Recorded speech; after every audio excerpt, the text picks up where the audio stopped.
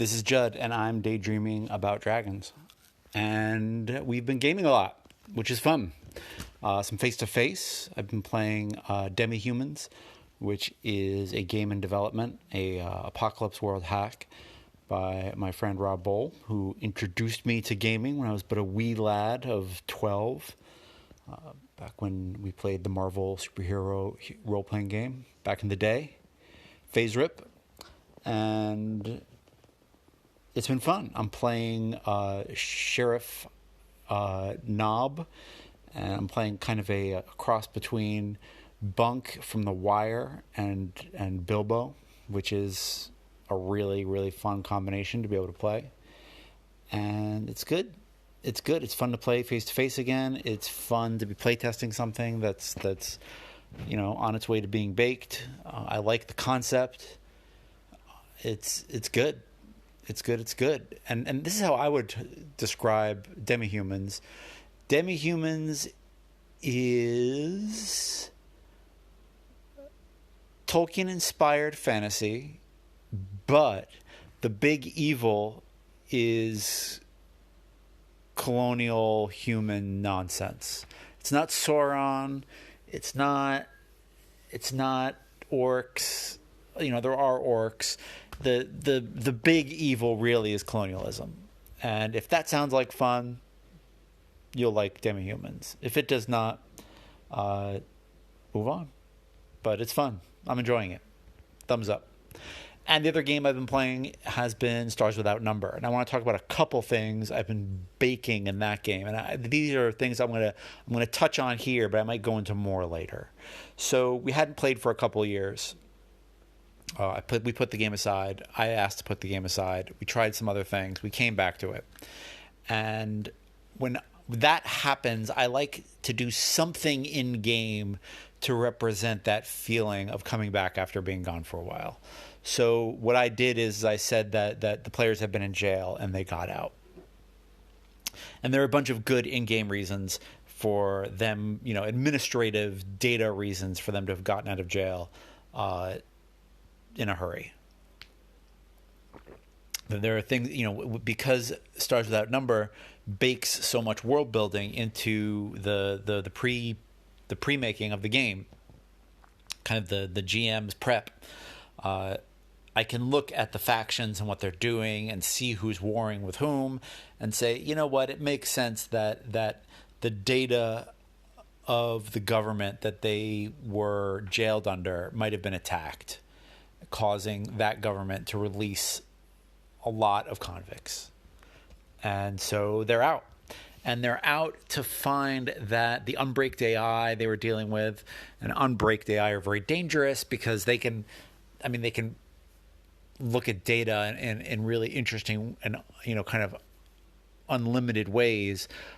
But that unbraked status means that eventually they're probably going to hit some kind of moral quandary that's going to cause them to malfunction. So that's cool. It's like you're raising a very powerful child who might one day destroy a planet or two. And that's fun. Can you maximize your profit before that happens? Probably. So their unbraked AI shtick is that it's an unbraked AI that was made to hunt other unbraked AI. That's interesting. It's like that line from True Detective. Do you ever wonder if you're a bad man? No, I don't wonder if we're bad men. We need bad men. We keep other bad men from the door, right? So I'm not sure I believe that quote, but it's a cool quote, and I'm glad it exists. So that's the kind of deal that's going on with Orion, which is their unbraked AI. Good stuff. Good stuff. So they're out. 2 years have gone by. They were kind of freelance by the seat of their pants guys when they went in. When they come out, they find that their unbraked AI has spruced up their limited liability corporation that they had and has turned a hefty profit. So now they have money. So one of the things I need to be working on is some kind of resources system to show the spending of money without getting a lot of attention. That's what I want kind of the failure to be. Is like, hey, the local planetary government is watching now, right? Because I don't want them just like buying every bit of space gun imaginable. But maybe I do. I want them to have a shot at it. They just have to do it smart. So that's what I'm thinking about. I need to make a little systemic thing there. It'll kind of probably look more like an Apocalypse World move than anything else by the time I'm done. And the other cool thing that happened in that game was we were playing, and the player characters were butting heads with a local mob boss, right? And they needed a place to meet and talk with them. And Aaron asked a really cool question. He was like, hey, is there just like Highlanders won't kill each other on church grounds? Is there just like a neutral ground we could meet? And I looked at my Google Doc with my like sector notes on it, which I'll have a link to. And turns out there's a pilgrimage site on this planet where the first Earth astrogators landed in the sector. Pretty cool.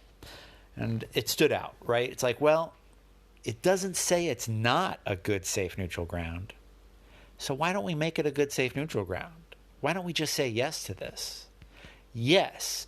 And the other thing is we could have gone at some cool sci-fi routes, and we could have said like, okay, you guys meet holographically. That's cool. And they had already met with somebody holographically, so we knew that was in the system. But there's something about a face-to-face meet. I think primates like meeting face-to-face. So we met face-to-face, and they got to experience being on this kind of museum pilgrimage site where, the old Terran Earth forces were guarding it. And in this crystal dome, in the midst of this fungal forest on this airless planet. And it was a cool moment. It's a cool moment. When you can be in this blue fungal forest, in this shrine to old Terra. That's a good day of gaming, I liked it. So thank you, Aaron, for asking a cool question, and good stuff. It just I was glad that the prep backed up the moment, and it all kind of came together, and it was kind of beautiful. It wasn't the greatest scene in the world, it wasn't quite tea with a lich, but it was a fun moment. And it was something that I'll remember for a while. So, little weird moments like that. That's why I game. Good stuff. Cool. If you've had a fun, cool moment in your game lately, hit me up. Let me know. And I'd love to hear about it. Fantastic. Thanks. Let's see what the Inspiration Goat has for us this week. Inspiration Goat, what do you got?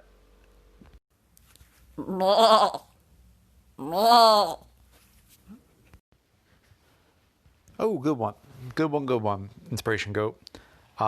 So let's talk about a cartoon on Netflix called The Dragon Prince.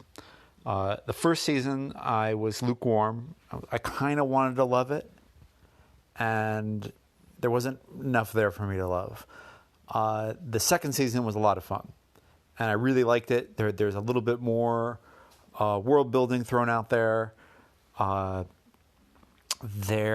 The characters, I felt, really had to make interesting decisions and difficult decisions, and even though they're children, mature decisions. And I really liked the way it was thrown together.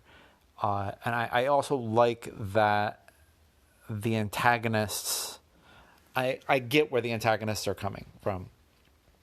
And I kind of like them, even though they're kind of terrible, which is cool. I mean, there's one character who's clearly a black hole of a human being and a moral shitheel. But his children are interesting, and there's interesting things going on. So how does this show, I recommend it. Take a watch. If the first season doesn't grab you, I hate saying this because when people say, "Oh, push through," try a little bit more for the show and you'll like it. No. I have no time for this nonsense. I really like the second season. The second season really grabbed me. So if you're lukewarm on the first, push through in the second. If you hate it, then just stop. I'm not going to recommend you push on something that you hate, because I definitely don't do that. So what is there to learn about this? Well, there's definitely a tea with a lich moment in the second season. Check it out. There's a character who's a prisoner in a magic mirror. His name is Aravos, and his voice is amazing. His voice is by an actor named Eric Dellums, who was also in The Wire. He was like the doctor who the CSI doctor in The Wire, and he was the voice of Ko, the Face Stealer, in Avatar: The Last Airbender. Great stuff. His voice is amazing. It's just evil silk, and I loved it. Loved it. Total Tea with the Lich. Check it out. If you want an example of it, check it. It's more like tea with the devil, but I'll take it. I want to talk about how it relates to gaming in something that I've done before, which is having a fairly detailed world in my head that's complicated, adult, political, in motion, and having the player character know almost nothing of it because they're playing a child. And that can be really satisfying. Really satisfying. It's a cool way to unveil things as they kind of have to grow up and learn more about the world because they're growing in power and they have to figure out what's going on and why they're embroiled in all this nonsense. And I think it's really good. It's a way to do things that is a lot of fun, and especially if they're kind of right at the crux of the world. So check that out as just a technique, and see how it's coming together in the Dragon Prince, because it's really there. There's clearly stuff that needs to be unveiled, and I feel like that show is moving a little bit slow for me. Every time a season ends, I feel like things have just kind of gotten interesting and I'm just getting warmed up. And that could have something more to do with binge watch culture than anything else. But man, every time they have a stopping point, I'm like, okay, this just got interesting. And we're going to have to wait 6 months to a year, which is a little frustrating. But still a fun show, a fun fantasy world, fun systems of magic, fun world building. It plays into all of the things we've talked about monsters and humans being the worst. And a lot of my rules of monsters are in there. Check it. Let me know what you think. And if you've played games where the characters start off as children, let me know how that worked for you. Let me know what you did and things that worked for you. Children are a great gaming tool, a great NPC, right? And I remember playing Dogs in the Vineyard, and in that the players are these kind of holy judges who come into town in a kind of Wild West type of setting and render judgment. And kids are great in that because the players will run into town and the kids will run up and just say, "Are you gonna shoot the steward for being drunk?" And it's like, "Oh, the steward's drunk, huh? Take me to the steward." I like it because kids will say things. Kids will say things that maybe adults would hush up. So, I think as NPCs, kids can be really interesting, and they'll show things that their parents say in private in public. So, if the parents feel that elves secret people away and kidnap them, the adults will just act uncomfortable and tense, whereas the kid might start crying and say, "Oh my God, don't take my father away." And it's like, "Why would I take your father away?" "Oh, because you're an elf." "Oh, shit." So I like that. Kids can be a really cool way to reflect things in a society. So check that. Check out Dragon Prince. Let me know what you think. World building as children NPCs, children player characters, as a way to unveil complicated world building, fun technique. Children NPCs as a way to show things that the parents talk about but don't want to put right on the table. Another fun technique. And I think we're good. I think we've rocked it this week. Didn't get to a reply show this week, but I hope to have enough stuff together for next week.